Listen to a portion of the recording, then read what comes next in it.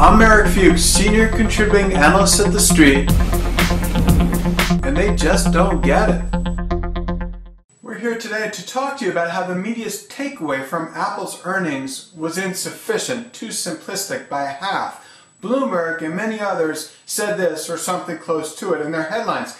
Apple stock drops on missed estimates after iPhone lull. The sentiment that iPhone sales skipped a beat as people waited for the presumed fall release of the iPhone 5 doesn't say all it should.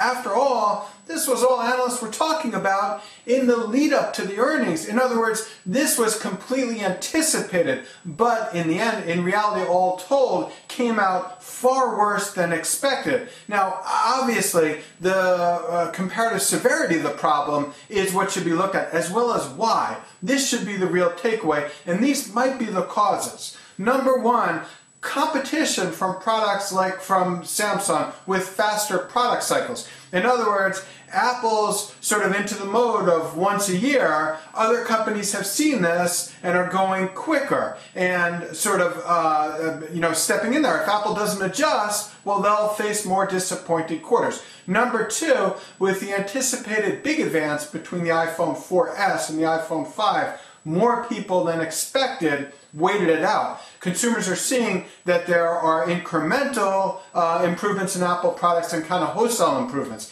And for the wholesale improvements, they sit on the sidelines more. Number three, the iPhone might simply be losing out more than anticipated to the likes of Samsung and Google. And number four, the economy is simply cratering. Now, it used to be consumers would spend their last penny on Apple products, and now too many consumers might not have that last penny. Hey, look, there are no clear-cut answers here, at least not yet, but these are the questions you need to be answering by realizing and highlighting and centering on the fact that this lull in iPhones was not simply a lull, it was a lull much worse than anyone expected. And here's what you need to know. Number one, iPhone sales were a grinding disappointment. Number two, but, and this is the defining but, everyone knew they'd disappoint. Number three, the fact that iPhone's disappointment was far more severe than expected is the takeaway and bears serious examination going forward.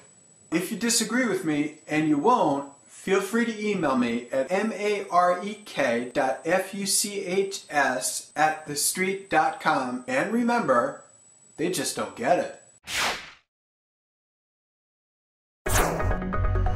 This market is stock tickers market. Stocks have rallied this year. We're coming into a Monday where we're going to